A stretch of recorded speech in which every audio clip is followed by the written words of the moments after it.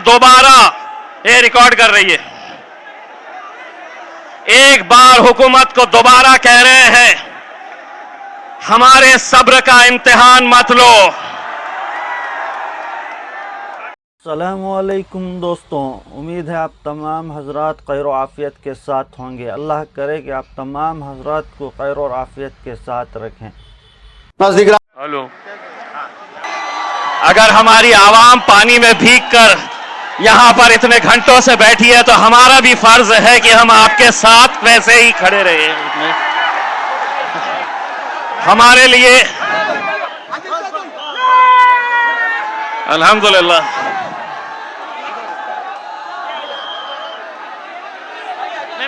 मैं हल्का हूं सब, मैं हल्का,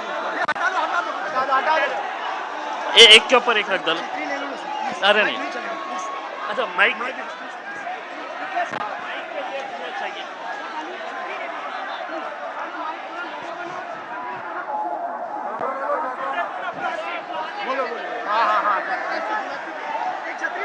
मैं शायद जिंदगी में ये मंजर कभी भूल नहीं सकता कि मेरी माएँ और बहनें भी बारिश के अंदर पानी में इस तरीके से बैठी हुई है। हम न जाने कितने जलसे हम करें, लेकिन ये मंजर मैं जिंदगी में कभी नहीं भूल सकूंगा कि इतनी बुजुर्ग, छोटे छोटे बच्चे और नौजवानों का जोश। अल्हम्दुलिल्लाह मेरे भाइयों, यही वो मोहब्बत है जो आज हमें ताकत दिलाती है। यही आप लोगों का जोश है, जज्बा है, जिसने आज महाराष्ट्र के अंदर ही नहीं, पूरे हिंदुस्तान के मुसलमानों के अंदर एक नई ताकत, एक नई उमंग और एक नई पहचान दी है। और वो पहचान ये है कि चाहे कितनी भी ताकतें तुम लगा ले, हम किसी से डरने वालों में से नहीं है। उसमें आपने देखा है, मेरे लिए दिक्कत यह है कि ये मीडिया वालों की परेशानी यह है कि 23 तारीख के दिन जब हम आए थे यहां पर इतना बड़ा काफिला लेकर, तो एक चैनल वाले ने ये बताया था कि ये पाकिस्तान नहीं है, ये बांग्लादेश नहीं है, ये मुंबई है। पाकिस्तान तुम जाओ, बांग्लादेश तुम जाओ, ये भारत देश हमारा है। जितना तुम्हारा है उतना हमारा है। ये जमीन किसी के बाप की जागीर नहीं है। हुकूमतें आएगी, हुकूमतें जाएगी, लेकिन एक बात हम दोबारा, ये रिकॉर्ड कर रही है, एक बार हुकूमत को दोबारा कह रहे हैं, हमारे सब्र का इम्तिहान मत लो। हम हर चीज बर्दाश्त कर सकते हैं। हमारे नबी करीम सल्लल्लाहु अलैहि वसल्लम के खिलाफ गुस्ताखी किसी सूरत में बर्दाश्त नहीं की जाएगी। अभी तो सिर्फ एक झलक दिखाए थे, और अगर इसके बाद भी तुम अपने रवैये के ऊपर अड़े हैं तो चलिए हम भी तैयार हैं। कितना तुम क्या क्या करने वाले हैं। महज पुलिस की मदद लेकर हमें रोका जा रहा था। मुझसे कहा गया कि नहीं, तुम निकाल नहीं सकते हैं, रैली निकाल नहीं सकते हैं, तुम्हें परमिशन नहीं दी गई है। मैं बोला, ए सुन, मैंने मांगा नहीं तुझसे परमिशन, मैं निकल रहा हूं।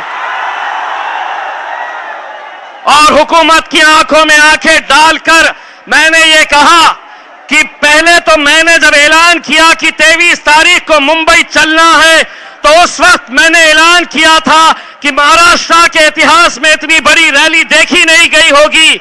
लेकिन जिस दिन निकलने का वक्त आया, सुबह सुबह मीडिया वाले आए, तो मैंने उन्हें एक बात बताया, और उन्हें यह बताया मैंने कि हिंदुस्तान के तारीख के अंदर इतनी बड़ी रैली मुसलमानों ने कभी निकाली नहीं होगी जो आज अल्हम्दुलिल्लाह तुम्हें देखने को मिलेगी। यकीन मानिए, मेरा इसमें कोई ये नहीं है। मैंने सिर्फ अपने हुजूर की मोहब्बत में, अपने नबी की मोहब्बत में मैंने सिर्फ आवाज लगाई और अल्हम्दुलिल्लाह काफिला बढ़ता गया और ऐसा बढ़ा कि पुलिस वाले मुझसे खुद पूछ रहे थे इतने आए कहां से।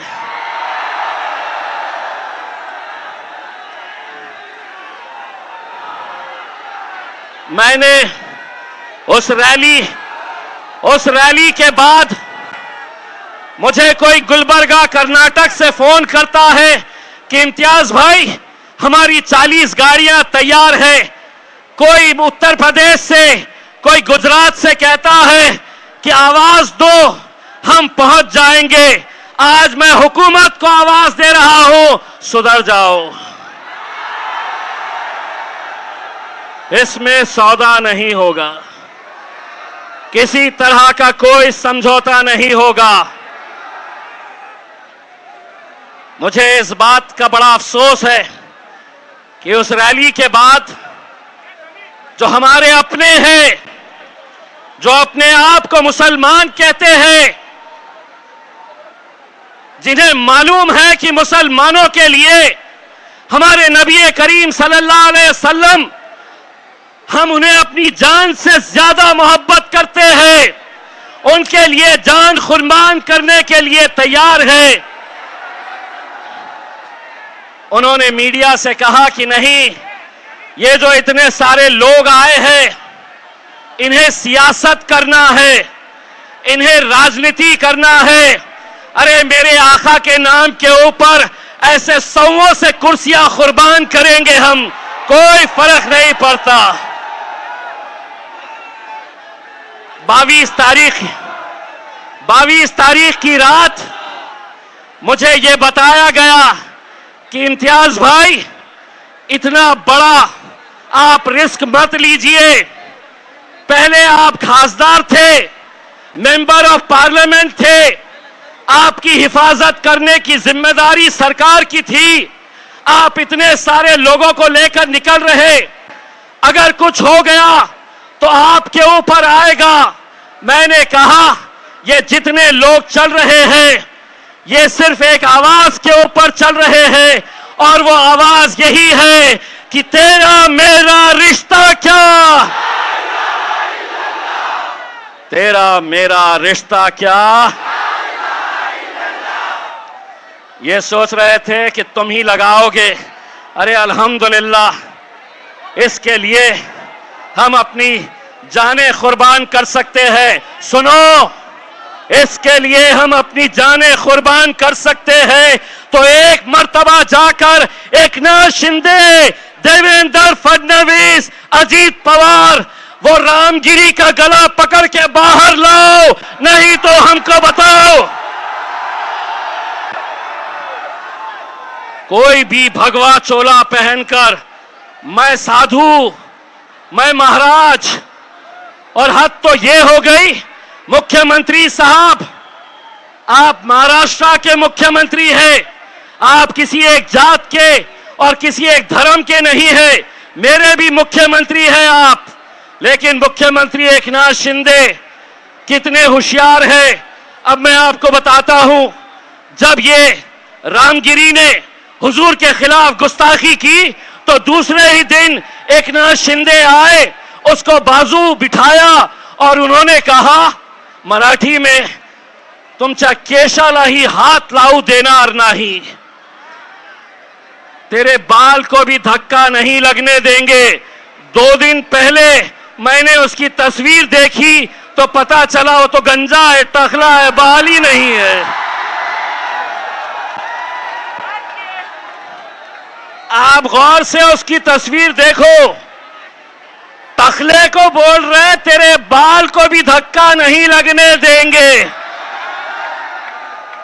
वाह,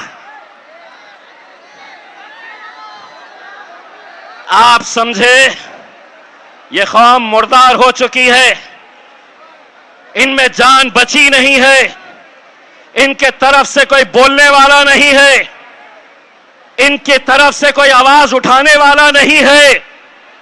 अरे हमने तो सिर्फ एक छोटी सी झलक दिखाए।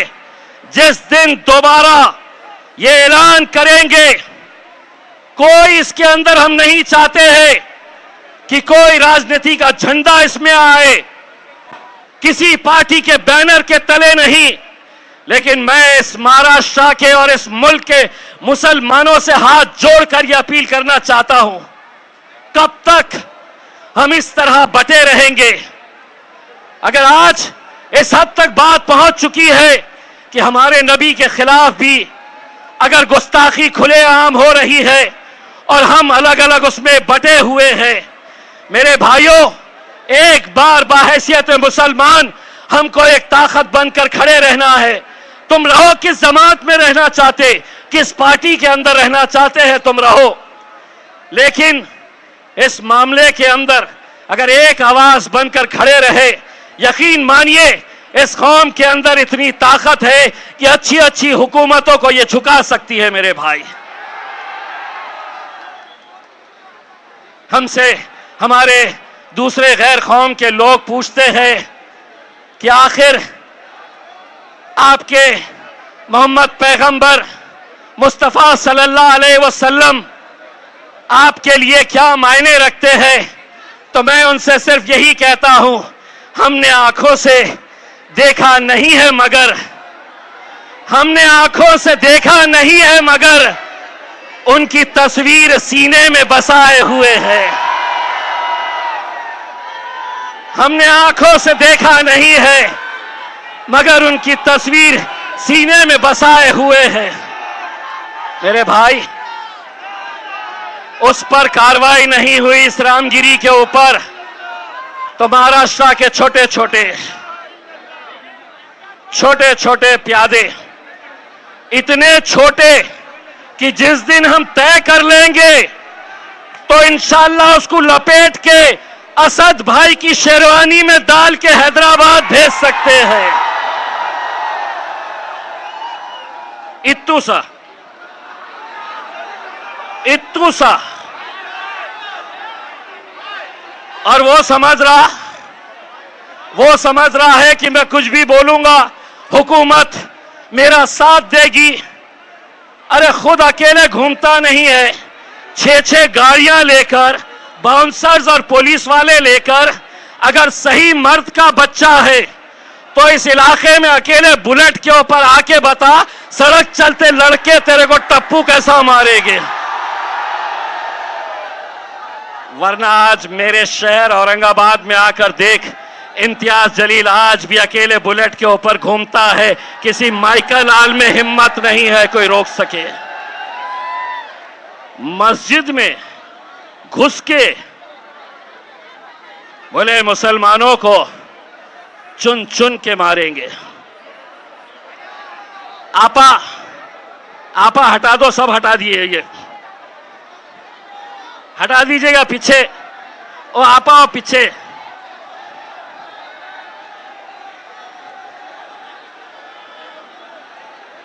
चलिए कौम के नाम के ऊपर थोड़ा भीग जाया जाए, कोई फर्क नहीं पड़ता है उसमें। तो इस तरह के बयानात होने के बावजूद भी मैं आज हुकूमत से यह सवाल कर रहा हूं, क्या इस तरह का बयान अगर हमारे मुंह से, हमारी जबान से निकलता तो शायद ये ग्राउंड छोड़ने से पहले खाकी वर्दी वाले आके हमारे सामने खड़े हो जाते। चलिए आप पे केस हो गया, चलिए आपको पुलिस लेने के लिए आई है। हम यही कहना चाहते हैं कि सियासत के अंदर अगर आप इतने घटिया तरीके के ऊपर आ गए हैं सिर्फ अपने राजनीतिक मफाद की खातिर, ये मुल्क हमारा है, ये मुल्क आपका है, हिंदू मुस्लिम सभी लोग एक साथ मिलकर रहते हैं, यही हमारी खूबसूरती है इस मुल्क की। लेकिन सिर्फ उस सियासी कुर्सी पर बैठने के लिए अगर आप इस तरह की घटिया राजनीति करेंगे, कुछ भी कहेंगे, कुछ भी बोलेंगे और आप ये समझेंगे कि हमें सुनना है, हम सिर्फ सुनने का काम करेंगे, तो एक बात फिर से सुन लो, एकनाथ शिंदे साहब, देवेंद्र फडणवीस जी, अजीत पवार, शरद पवार, उद्धव ठाकरे,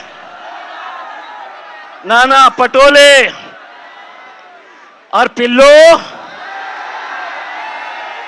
तू भी सुन ले, पिछले 76 सालों से तुम लोग बोलते आए थे और हम सुनने का काम करते थे। अब मजलिस आई है, अब हम बोलेंगे और तुम्हारे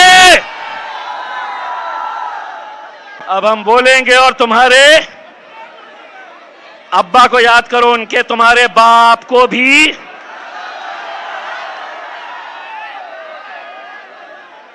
अब हम बोलेंगे और तुम्हारे, अबे सुनाओ उनको। मेरे भाई, मैं आज, मुझे इतना फख्र है,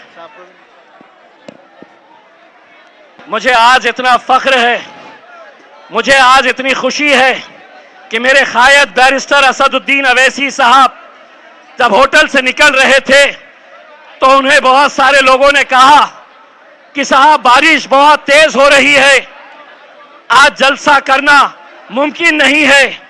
असद साहब ने पूछा कि वहां पे अगर 5 लोग भी होंगे, 5, तो मैं जाऊंगा, आंधी आए तूफान आए, मैं मेरी आवाम से बात करूंगा। ये जज्बा किसी में नहीं है मेरे भाई। हम भी आपकी तरह भीगने के लिए आए, लेकिन माइक वाले ने कहा कि साहब अगर माइक हमारा भीग गया तो ये माइक बंद हो जाएगा, तो इसलिए इसका सहारा लेना पड़ा। वरना ये तय कर लो, अगर आप धूप में बैठेंगे तो हम भी धूप में बैठेंगे, आप बारिश में बैठेंगे तो हम भी आपका बारिश में साथ देंगे।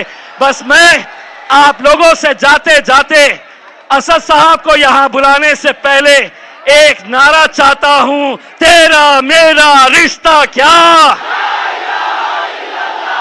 तेरा मेरा रिश्ता क्या, लब्बैक लब्बैक लब्बैक। मीडिया वालों ने मुझसे पूछा इसका मतलब क्या होता है, मैं बोला बहुत दिनों के बाद तुमको समझ में आएगा क्या होता है करके उसने जोरदार तालियों से मेरे कायद बैरिस्टर असदुद्दीन अवैसी साहब